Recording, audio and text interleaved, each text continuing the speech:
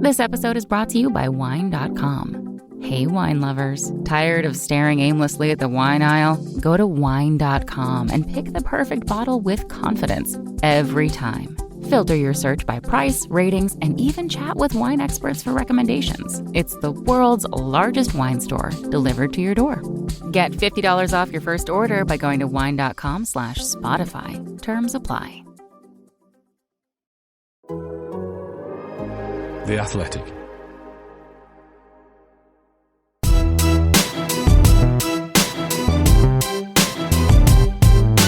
Sterling onto Mount. Mount to finish it. That will do nicely. Connor Hazard, 6'6" in that goal frame.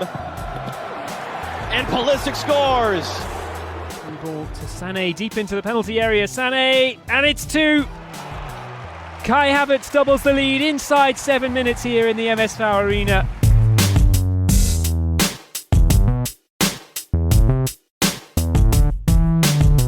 The sweet, sweet sound of blues on international duty. This is Straight Outta Cobham, the Chelsea FC podcast from The Athletic. Every week we get together to discuss all the big news and notes from SW6. Coming up on this episode, who's been where doing what? It's an international roundup, not a series of allegations.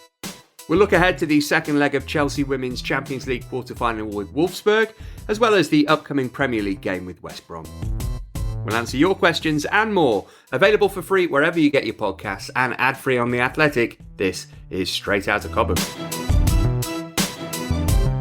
Hey folks, Matt Davis-Adams here once again, joined by The Athletic's 3 Chelsea experts. Dominic Fifield is with us. Good morning. Liam Toomey's on board. Hello. I can't stomach international football, I'm sorry. All right, going bold from the start. You'll enjoy the first section of the show. And it's a very happy Monday to Simon Johnson. Hello. I was going to try and think of something funny to say, but no, I never can. Your delivery was humorous. I just thought I'd start with my best Maurizio Sarri impersonation. Very good too. Right, let's start by whizzing through what those Chelsea players on international duty have been up to. So the main story to emerge Chelsea-wise from the recent internationals, probably that N'Golo Kante suffered an injury on France duty. The club say it's a small hamstring problem. N'Golo on Twitter, I don't think it's the same one, asks, any chance Kante won't be fit for Porto? Liam, he's back at base being assessed. Well, N'Golo on Twitter should know, surely. Yeah, we don't know any more than that at this stage. If they're saying it's a minor hamstring issue, then it's likely to be, you know, maybe a few days, maybe a week or two at most. But the thing with hamstring injuries is you cannot rush them. No one has ever run off a hamstring injury, so he'll be out for as long as it takes to feel right again. Yeah, you'd think West Brom on Saturday is probably one he could sit out anyway if needs be. Also in France news, Kurt Zouma played the full 90 in Les Bleus. 2-0 away win to Kazakhstan on Sunday. Mason Mount's had a great time with England. Dr. Joe tweeting post the 5-0 win against San Marino. Mason Mount created 8 chances in open play in the first half against San Marino. The last player to create more in an entire match in a European World Cup qualifier was Xavi for Spain against Bosnia and Herzegovina in 2008. Mount went off at half-time in that game, as did Reece James. Ben Chilwell also started. Mount then went one better by scoring in England's 2-0 win against Albania on Sunday. As we heard at the top of the show, Kai Havertz scored in Germany's 3-0 win against Iceland. Tony Rudiger started that one. The pair also began Sunday's 1-0 win in Romania with Timo Werner replacing Havertz late on. Emerson started Italy's 2-0 win against Northern Ireland last Thursday, but was an unused sub as they beat Bulgaria by the same scoreline at the weekend. Andreas Christensen played in Denmark's 2-0 win against Israel, but sat out the 8-0 thrashing of Moldova. Simon Christensen's been nominated for the Premier League Player of the Month award for March. He's up against Iheanacho, Kane, Lingard, Mahrez, Meslier, Shaw and Trossard. Do you think he's got any chance of winning?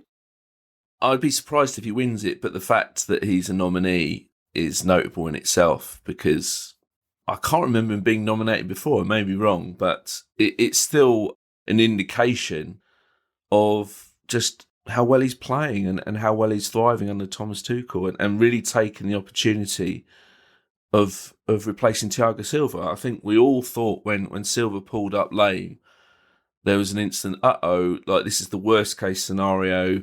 He's been Chelsea's best defender all season, just brings that calm and assuredness, and ahead of such an intense schedule as well, with some tough games. But Christensen has come in and played superbly, and has actually done the remarkable feat of making Silva not really be missed at all.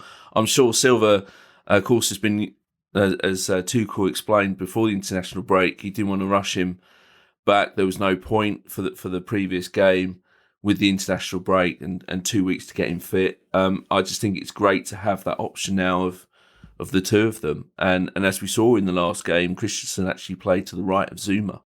So, which is something that Tuchel's also made clear, that the two of them could play together. So my long-winded reply to your answer is no, he won't win it.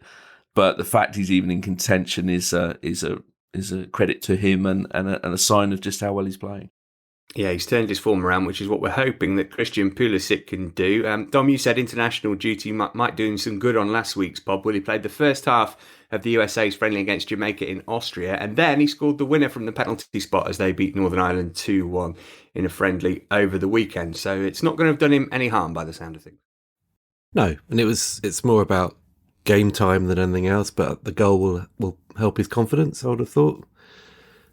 Just getting some minutes under his belt to come back to Chelsea in slightly more rhythm. And I'm sure the change of scenery would have helped him as well, because as we mentioned before, this is a kid effectively that's been deposited in a foreign country for the weirdest time of any of our lives, let's be honest.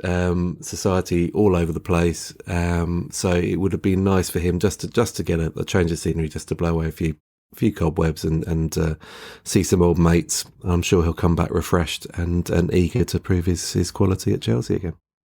Yeah, Chelsea also got some players away with England under-21s. Callum Hudson-Odoi and on-loan defender Mark Gurhey, both part of the England side that lost their opening Euro under-21 group game to Switzerland. Hudson-Odoi then picked up a minor injury in training, not expected to keep him out of any Chelsea action. He did sit out the defeat to Portugal on Sunday, though, which Gurhey started, and Conor Gallagher came off the bench in. That result leaves England on the brink of elimination.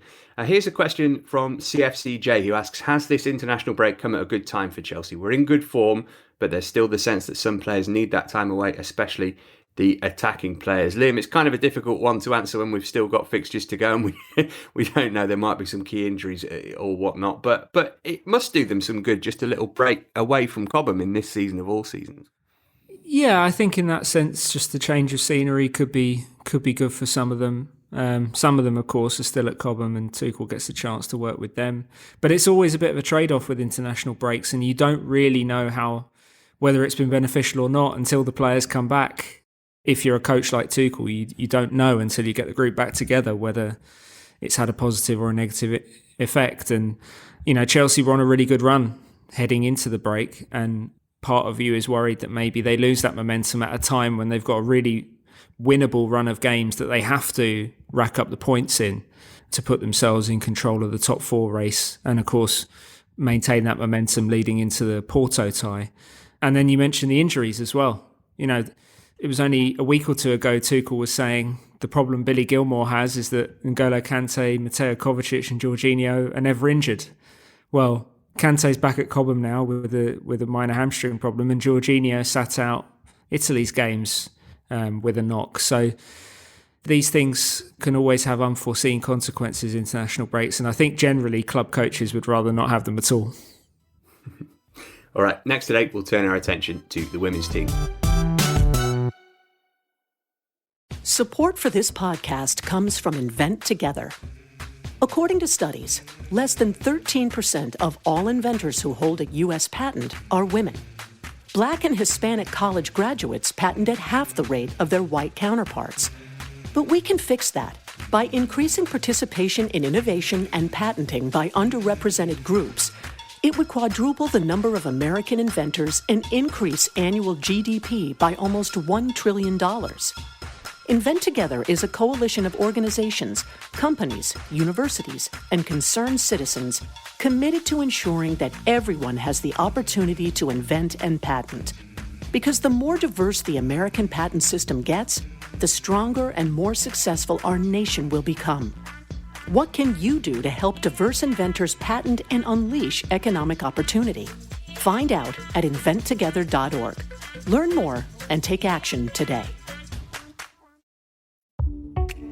This episode is brought to you by the NBA. Witness mind-bending competition on the biggest stage between the best players in the world, a place where legends are made. It's impossible jumps that seem to freeze in midair and spectacular steals that you didn't see coming. It's that one play that lasts seconds that you will talk about for the rest of your life. And let's face it, it's the unpredictability of it all, never knowing when the next big moment will happen. Huge wins and crushed dreams. It's the drama of it all. You just can't make this stuff up. That's the NBA. That's game. The NBA playoffs are happening right now. Don't miss all the action.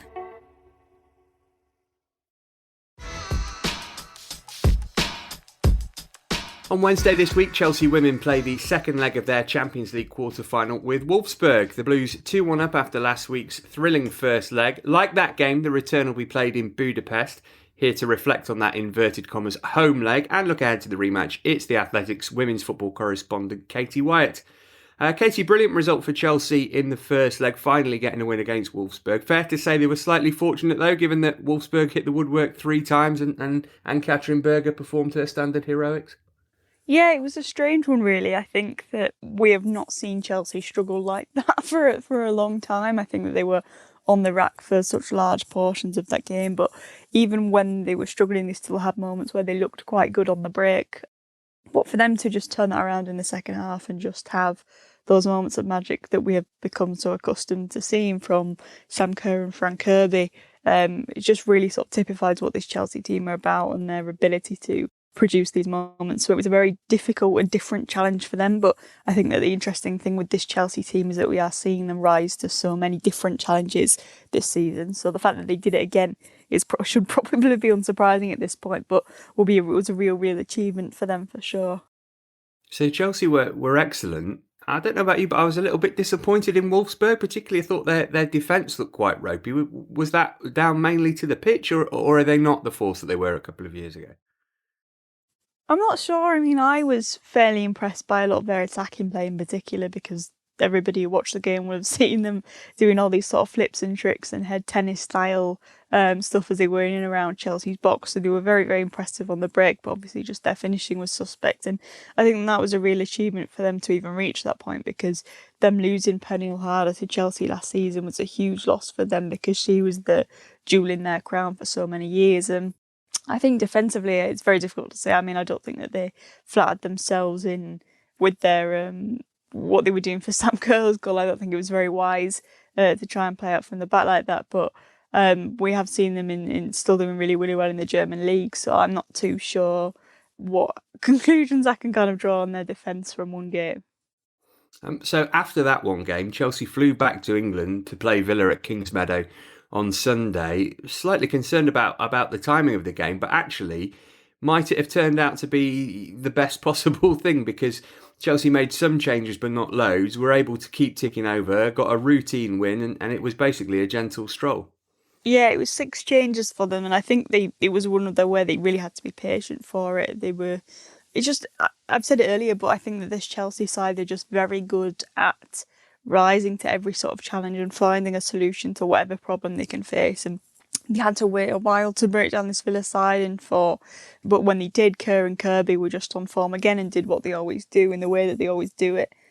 So you sort of feel for a little bit, as long as they have Kerr and Kirby on the pitch, they've got a bit of a get out of jail free card almost, because they're just never not going to produce. But it was just a different question for them that again they answered, and I think that for them to make the number of changes that they did, and we're all well aware of the depth in this Chelsea squad, and to then go on and pick up the points that they needed was particularly vital for them, and just keeps them ticking over in the WSL and gives them a very good chance at getting the quadruple this year. So you mentioned Kerr and Kirby there, who've obviously been the stars over the last month or so, and Pernille Harder scored against Wolfsburg too. Chelsea without Bethany England at the moment. She's got a concussion. Is it fair to say she probably struggled to get much game time at the moment anyway? It's quite difficult to say because, I mean, it's very hard to look beyond that combination of Sam Kerr and Fran Kirby and just how dynamic they are and the way that they have connected so instantly. And I think if you were playing Bethany England just behind that, then she would certainly be a creative force and wouldn't necessarily be ruled out of the picture. But you wouldn't, I think, be willing to build a team around her strengths at the moment as much as you are willing to build them around Kirby and Kerr. But certainly I think that there's still very much a place for her, and you have seen them playing with them this season. So I wouldn't rule her out of having a starting place at all or being very much a part of this Chelsea side, because we have seen very much those three working together and even working together as a forward, Pernille Harder as well, and just Chelsea really throwing all sorts of that attacking, I don't want to say attacking triangle because there's four of them, that attacking square in the forward line. So I don't think it's out of the question that she will start again and continue to feature this season, but I don't think that she's the key component of this Chelsea side, and it's certainly Kirby and Kerr whose strengths they'll be wanting to build around. All right, finally then, Katie, do you think Chelsea can get the job completed against Wolfsburg? And if so, what's going to be key to them doing that? I think probably starting with far more control in the game than they did. I think that they were under so much pressure and were being threatened so much for that whole first half. They just really need to set down a marker early on and get back to them having that control in the midfield areas in particular, and just maybe allowing Fran Kirby and Sam Kerr to torture defences with the glee that they usually do. And I think that if they can do that early on and rattle Wolfsburg and really just dominate possession a little bit more than they did in the first leg, then that might be a really key marker. I think that the scary thing is the amount of attacking talent in that Wolfsburg Chelsea side. Chelsea absolutely do not want to get into a position where they're just riding wave after wave after wave of Wolfsburg attacks, because as good as Ann-Katrin Berger is and as good as that Chelsea defence is, this Chelsea team should do far better and should be aiming for a lot higher than that. And I think that it's always a very risky strategy to try and ride out wave after wave of her attack. So hopefully they can maybe get a little bit of a foothold in the game earlier on than they did in the first leg, and then we'll start to see Sam Kerr and Fran Kirby produce those moments of magic and those moments that they're really famed for, and Chelsea can sort of control it as much as you can, because it's obviously a big ask to control a game against a side like Wolfsburg. Maybe that is too much to ask and unrealistic, but I just feel instinctively that they maybe need to start a lot better than they did in the first leg. Katie White there, read her only in The Athletic. Danny O'Brien tweeted to ask what the prize money for the Women's Champions League was. Danny, I can tell you that the winners get around $500,000. Liam, here's Dean Mears asking, have Kai Havertz and Timo Werner got what it takes to become the Sam Kerr and Fran Kirby of the men's team? They've got some potential, these two, haven't they? I think the comparison definitely works with Kerr and Werner. I think we've referenced it on the pod before, but Kerr is probably a decent example for Werner to try and emulate, because she came over, was missing hatfuls of chances, constantly getting into the position. So movement has always been excellent in this team. But now the finishing touch and the rhythm and the confidence seems to be in full flow, and we're finally seeing the real Sam Kerr in English football. And she's been weaponised at the head of a already incredible Chelsea attack. So we're seeing the best version of her. And Kirby, yeah, I mean, you couldn't get someone physically more different to Kai Havertz, but I guess they do kind of drift between the lines in a similar way. Very elegant on the ball, driving with it. He's got to raise his game a little bit to get to the level that Kirby has maintained this season, because she's probably been the best player in the WSL. But I thought there were some promising signs in the highlights of Germany's game. As I said, I don't watch international qualifiers. I just can't do it. But they look like there were some interesting moments from Havertz, particularly against Iceland. Scored a great goal, had another nice goal chalked off for offside. So he's continuing to show the signs of life that he showed for Chelsea in the last couple of weeks. Yeah, we'll see if he's involved when West Bromwich Albion visit Stamford Bridge this coming weekend. We'll look ahead to that match next. This episode is brought to you by HP Plus. In a world full of smart devices, shouldn't your printer be smart too? It is with HP Plus. These printers know when they're running low, so you always get the ink you need delivered right when you need it. Plus, you save up to 50% on ink, so you can print whatever you want, as much as you want, anytime you want. Huh, that is pretty smart. Get 6 free months of instant ink when you choose HP+. Conditions apply. Visit hp.com/smart for details. This episode is brought to you by Philips One by Sonicare. One up your brushing with Philips One.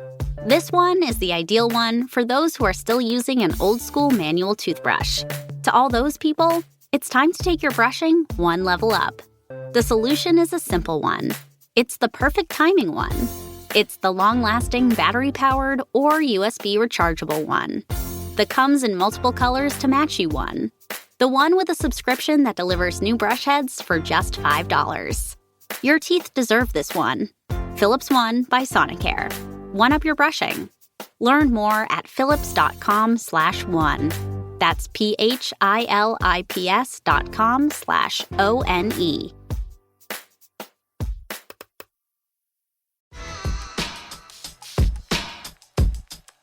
Sam Allardyce will be bringing his 19th century tactics to West London on Saturday as his surely doomed West Bromwich Albion serve up Chelsea a softball on the return from the international break.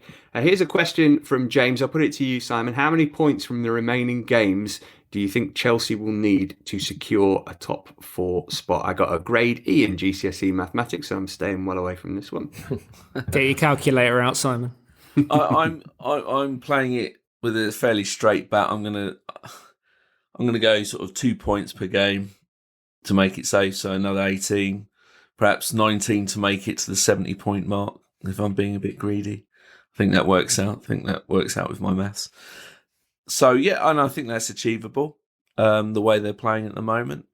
If Chelsea get that kind of return, that the teams below them, like all the teams, barring Man City, haven't really shown that consistency. So it would take some for them to get more points than that, I think, to overtake Chelsea. So yeah, that was my conservative estimate. Tom, just looking at the remaining Premier League games, one potential fly in the ointment is that other than your beloved Crystal Palace and Arsenal, the rest of the teams that Chelsea have got to play have pretty much got something to play for. I guess you might chuck Villa into that category on the final day of the season, but still got to play Brighton, Manchester City, West Ham, Fulham, and Leicester. They're all teams who won't be playing in flip-flops at that time.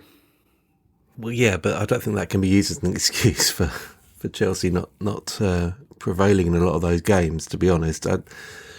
That can work both ways. If they're playing against teams that are haunted by relegation, there can be anxiety in the Fulham ranks, for example. I mean, there certainly will be this weekend at West Brom, because I suspect this defeat that West Brom suffer at Stamford Bridge on Saturday will pretty much be the nail in the coffin. That's them done, if they're not already.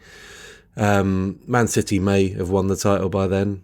They're well clear. They play, I think, 4 games from the end of the season.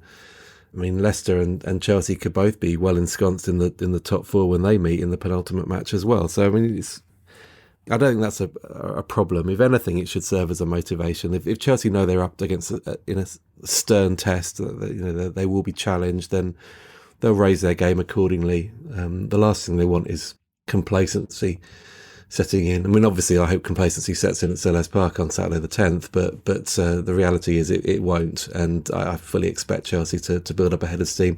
The games on that list that actually the most intriguing for me are things like West Ham away, because West Ham at the moment are hanging on in there. They're on Chelsea's shoulder. They will go into that match knowing that they have to win that game to flip that round and make sure that they're the team in that top 4 going into the run-in. Be intriguing to see how Arsenal cope at Stamford Bridge as well, because they're very, very unpredictable, Arsenal. I think they try in every match. I don't think there's an issue there. I just think that sometimes they try and they're awful, and sometimes they try and they're quite decent. Dom predicts a Chelsea procession. Be worried, fans. Well, I was just feeling much better after that, to be honest. In terms of Saturday's game, Liam, if you're, for example, Tammy Abraham, you've got to be absolutely desperate to start this match, haven't you? You've had that period at Cobham trying to impress your boss. You got the last-minute equaliser in this fixture back in October too, but this feels like a vital opportunity for him to impress. Yeah, definitely. And you've just had the last 2 weeks as a reminder that your England aspirations are slipping away for the moment as well, because England are playing and scoring, including your teammate Mason Mount. You're having to watch other Chelsea players, Reece James as well, building their England careers while you're rehabbing at Cobham and trying to gear yourself up for this one game. And Abraham's in a situation right now where every time he'll play, it's going to be a referendum on him as a player under Tuchel, and a referendum on him being the number 9 that Chelsea need. Unfortunately for him, that's just the way it is. That's just the kind of pressure he's going to be under. I've always got the sense with him that he's someone who relishes having that pressure. I think he's got the mindset to succeed at a big club, but he's just I think he's just running out of time to show in the remainder of this season that he can be the striker that Chelsea need. Yeah, big game for him. Simon, I was just looking back at the reverse fixture from the Hawthorns back in October, and a lot of elements about that game make it feel like an awfully long time ago. You know, Chelsea with Caballero in goal, a really ropey defence, marshalled by a Thiago Silva who had a bit of a nightmare on his Premier League debut, and Marcos Alonso spending the second half on the team coach. Things change quickly in football. Yeah, and also a tremendous comeback, let's be honest. From 3 goals down. I mean, it was a complete shambles in the first half. It seemed like every time West Brom went forward, they scored, which was 3 times, I think. It was literally, that's all West Brom did, but the calamitous defending. And yeah, it does seem like a long time ago. But one of the things I sort of remember from that was also the flash of Kai Havertz, who's been sort of criticised for long periods this season. But I think we saw in that game the kind of quality touch that he has around the box. I remember a lovely layoff to Hudson-Odoi for one of his goals. Mason Mount scoring the kind of goal that Lampard would score from sort of 25 yards. And he hasn't probably shot enough from that range in his career, and something that he needs to add to his game. But it was a cracking game, but very much 2 points dropped from a Chelsea point of view, even though they came back from 3-0 down. They can't afford to make such sloppy mistakes on Saturday. I don't think they will, because I think they're better organised now. Obviously, players like Thiago Silva, if he does come back, maybe being safe for Porto, but if he does come back, he's going to be in. He's going to be more sort of tuned to English football than he was on that day. I think playing at the Hawthorns was a bit of a shock in those circumstances. But yeah, I just remember it being an absolute cracking game of football, but indicative of the Lampard era, really. Good going forward, very entertaining, but always susceptible to the counter-attack and a sloppy mistake. Well, Chelsea versus West Bromwich Albion is at 12:30 UK kickoff time on Saturday at Stamford Bridge. We will, of course, react to it in next week's show. That's just about it for this week, though. Before we go, let's see what the chaps have been working on for Athletic subscribers to enjoy. Simon, you've been writing about Mason Mount. Yes. Tell us more. Much to mixed reactions as per usual. I trod on that minefield again. I sort of it's kind of a bit of a follow up to Liam's piece of about 7-8 weeks ago, when Liam wrote a piece when there was a lot of alarm when Tuchel just took over, but now we're highlighting, well, actually he's won over another coach, as the minutes table shows. I mean, he's 5th in the table for most minutes, and that's despite being rested in one game and being suspended for another. It's just remarkable how he sort of, there is this sort of great pool of people that continue to not like him, but he continues to win over managers. And anyone that thought that the teacher's pet of the Frank Lampard era was going to be phased out by Tuchel has sort of been disappointed, because he's become a mainstay of his team as well. And we go into, with help from our analytics guy, Mark Carey, we go into detail of how he's actually become even more of an attacking threat under Tuchel. Plus a few nice little anecdotes about, for example, when he paid for the academy players, he walked past a cafe in Cobham, saw them all eating away, and he just snuck in and paid the bill for them, which I thought was the kind of thing, and I hesitate to say this because I know the kind of reaction it would garner from certain factions, but it was the kind of thing that John Terry would do when he was captain, is do that kind of thing. And I'm also told that academy players are told to look at Mason Mount as an example to follow in terms of the way he acts, conducts himself, the way he trains, the cliche of first to arrive, last to leave, all that kind of stuff. So I go into a lot of detail about that. But in terms of pieces for the rest of the week, I'm also doing a piece on Ross Barkley, and a bit off the wall, bit off the Chelsea patch. I've gone and followed Russell Martin. He's a very rising, prominent coach at MK Dons and is playing in a very sort of Chelsea sort of style of play, although actually he models his style on Pep Guardiola's Man City. Yeah, doing good things. An unattractive football club playing an attractive style of football, it would probably be fair to call them. Liam, what about you? What are you working on this week? So I did a piece over the weekend on the Haaland sweepstakes, and for anyone who doesn't get Haaland, what are the other options?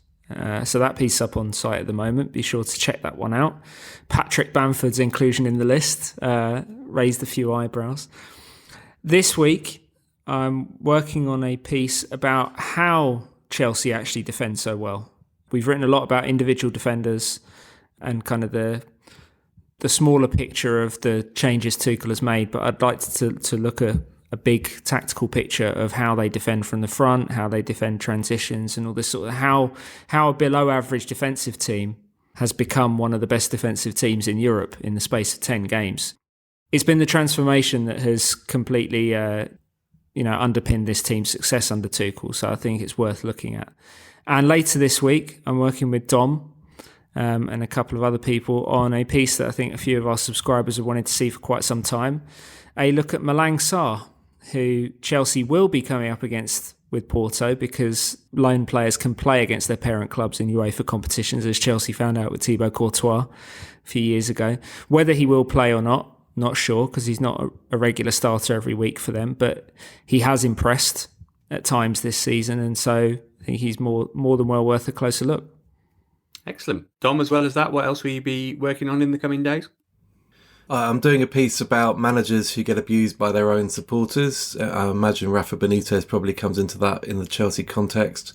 That's ahead of Mourinho versus Steve Bruce's Newcastle this weekend. And there's a piece up with a bit of a Chelsea slant on the Whitgift School connection that went up end of last week. Callum Hudson-Odoi, Jamal Musiala, who made his Germany debut as he's now a senior international.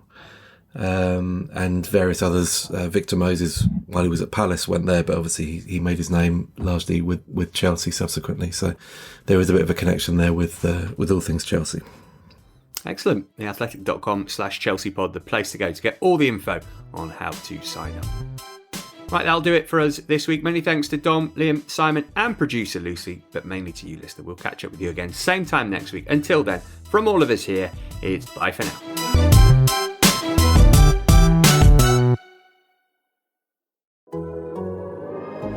The Athletic.